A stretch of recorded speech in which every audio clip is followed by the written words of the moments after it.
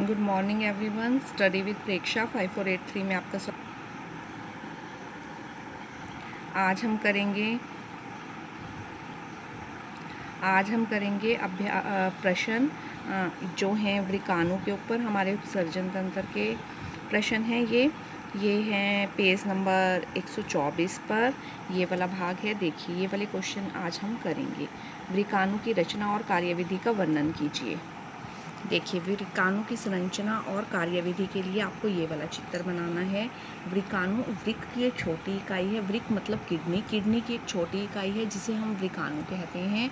देखिए, वृकाणु के लिए जब भी आपके पास वृकाणु वाला क्वेश्चन आएगा, ये एक इम्पॉर्टेंट क्वेश्चन है, ये बहुत बार पेपर में आ चुका है। तो ये वाला चित्र आपको बनाना है। देखिए कैसे बनाना है। सबसे पहले तो देखिए, एक कप के आकार की आप संरचना बना लीजिए।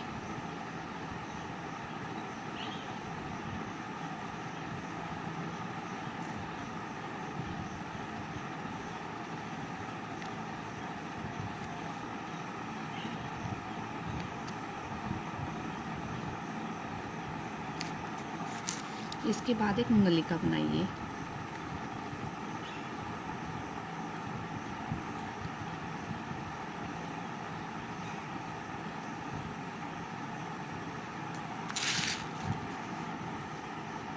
इसके बाद नीचे ले जाते हुए यू शेप बना दीजिए।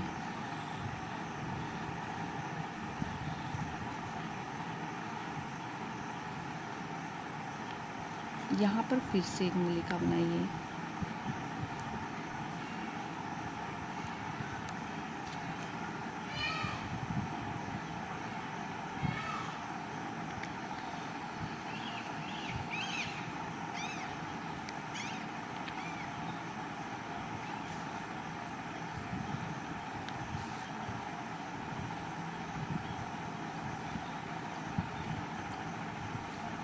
और लास्ट में इसको ऐसे ख़त्म कर दीजिए।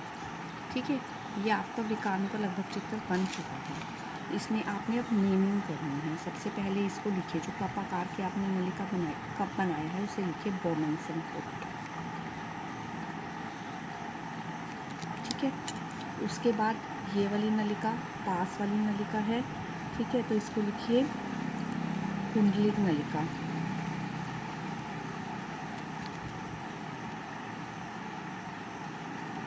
ये दूर वाली है, इसको लिख दीजिए दूरस्थ कुंडलिक नलिका।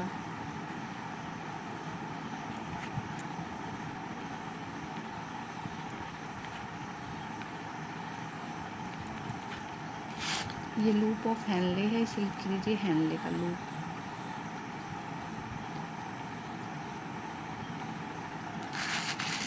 और इसको लिख लीजिए संग्राहक वाहिनी।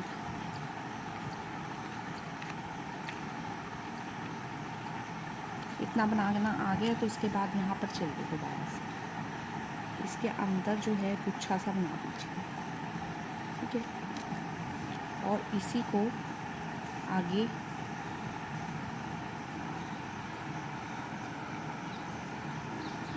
ऐसे करते हुए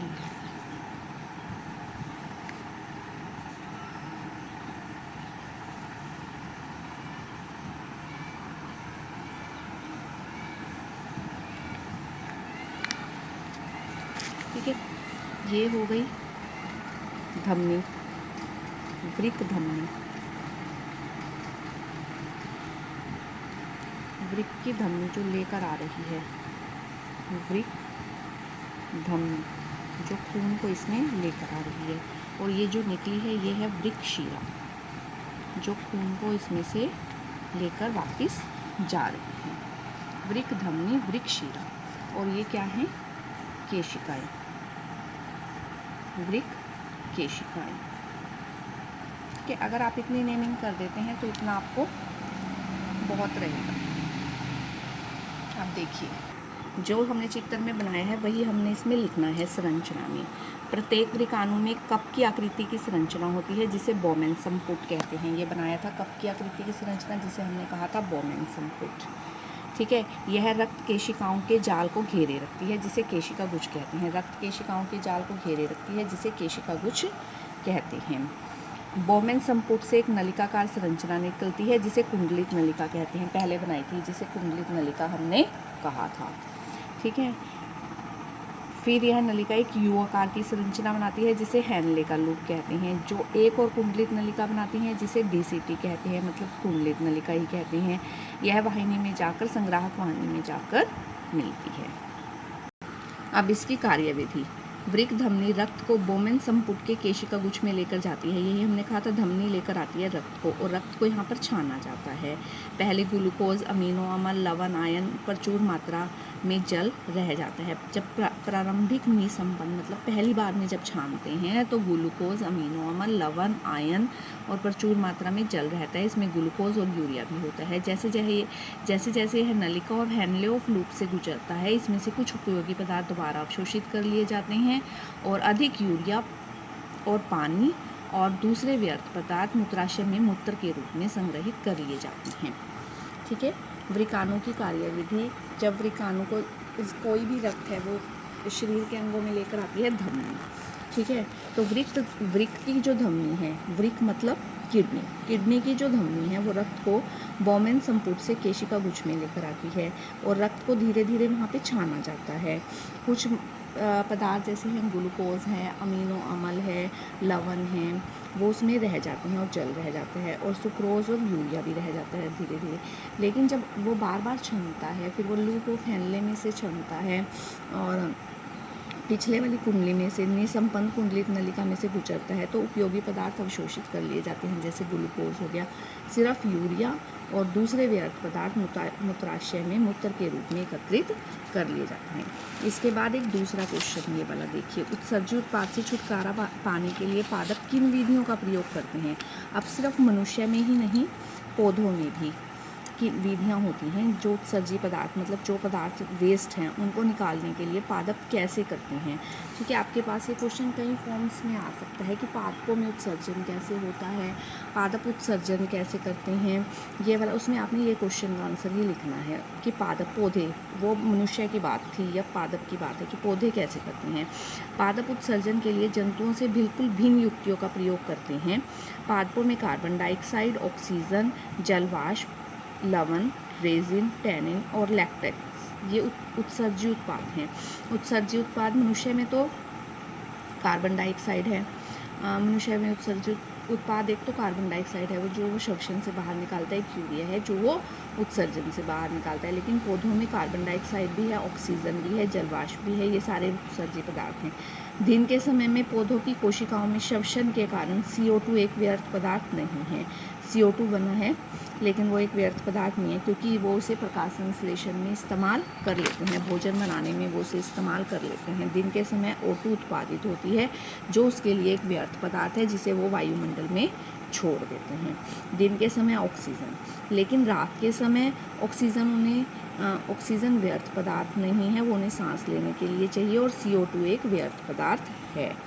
ठीक है, रात के समय वो कार्बन डाइऑक्साइड छोड़ते हैं। यहाँ तक कि पौधे जो हैं फालतू पानी को वाष्प द्वारा उड़ा देते हैं जिसे वाष्पोत्सर्जन कहते हैं ना, पानी को वाष्प द्वारा वायुमंडल में छोड़ना। अनेक पादप व्यर्थ पदार्थ कोशिकाओं को रिक्तताओं में संचित कर लेते हैं और पत्तों में भी एकत्रित हो जाते हैं जो बाद में गिर जाते हैं। व्यर्थ पदार्थ जो है पत्तों में भी इकट्ठे होते हैं, पत्ते बाद में पीले होकर गिर जाते हैं। व्यर्थ पदार्थ गोंद और रेजिन के रूप में जाइलम उत्तक में एकत्रित हो जाते हैं। आपने गोंद देखा होगा, कई बार पेड़ पर कट लग जाता है, वहाँ से गोंद के रूप में भी निकलते हैं। कुछ व्यर्थ पदार्थ जो है मृदा में भी उत्सर्जित कर दिए जाते हैं। ठीक है, अब आप लिख पाएंगे कि दिन के समय में CO2 जो है एक व्यर्थ पदार्थ नहीं है। CO2 जो है वो प्रकाश संश्लेषण में ऑक्सीजन बनाने में यूज़ कर लिया जाता है। रात के समय ऑक्सीजन जो है वो एक व्यर्थ पदार्थ नहीं है और CO2 एक व्यर्थ पदार्थ है। दिन में ऑक्सीजन व्यर्थ पदार्थ है जिसे वो वायुमंडल में छोड़ते हैं। रात के समय कार्बन डाइऑक्साइड एक व्यर्थ पदार्थ है जिसे वो छोड़ते हैं। ठीक है, फालतू वाष्पोत्सर्जन, पानी वाष्पोत्सर्जन के रूप में छोड़ देते हैं और व्यर्थ पदार्थ जो है वो रिक्तताओं में संचित हो जाते हैं और पत्तों के रूप में भी गिर जाते हैं। गोंद और रेजिन के रूप में भी व्यर्थ पदार्थ छोड़ते हैं और कुछ व्यर्थ पदार्थ मृदा के रूप में भी उत्सर्जित करते हैं। मूत्र बनाने की प्रक्रिया में नियमन किस प्रकार होता है? मूत्र बनाने की मात्रा में का नियमन। गर्मी के दिनों में शरीर में बहुत सारा पानी जो है वो पसीने के रूप में व्यर्थ हो जाता है, पसीने के रूप में उड़ जाता है, उत्सर्जित होता है। इसीलिए मूत्र पानी को कम करने की आवश्यकता होती है ताकि शरीर में पानी रह सके। इसीलिए वृकाणु के पार्ट जो हैं वो पानी को दोबारा से अवशोषित कर लेते हैं, इसलिए मूत्र की मात्रा गर्मियों में है जो है वो कम हो जाती है। गर्मियों में जो मूत्र है वो कम आता है। वो क्यों आता है? उसका रीज़न है कि कुछ जो पानी है वो हमारा पसीने के रूप में निकल जाता है, इसीलिए हमारे शरीर को पानी की आवश्यकता होती है। इसीलिए जो वृकाणु है, वृकाणु आपने इससे पहले क्वेश्चन में पढ़ा, वो उसको दोबारा से अवशोषित कर लेते हैं। उसके हिस्से जो हैं पीसीटी, कुंडलित संरचना है, लूप ऑफ हेनले हैं, ठीक है, वो उसको दोबारा से अवशोषित कर लेते हैं। सर्दियों में पानी की हानि नहीं होती, क्योंकि पानी शरीर के द्वारा पानी की हानि नहीं होती, क्योंकि सर्दियों में जो हम पानी पीते हैं वो अधिक उत्सर्जन का, रक्त का सही संगठन बनाए रखने के लिए रक्त को जितने पानी की आवश्यकता होती है अधिक उत्सर्जन की आवश्यकता पड़ती है। रक्त से पानी को दोबारा अवशोषित नहीं किया जाता, बल्कि वृक्क में मूत्र के रूप में उत्सर्जित किया जाता है, इसलिए मूत्र की मात्रा बढ़ जाती है। इसलिए सर्दियों में जल्दी से वॉशरूम जाना पड़ता है, ठीक है। अगर आपको वीडियो पसंद आई तो आप चैनल को जरूर सब्सक्राइब कीजिए, बेल आइकन दबा दीजिए ताकि आगे आने वाली वीडियो की नोटिफिकेशन आ सके। Thanks for watching.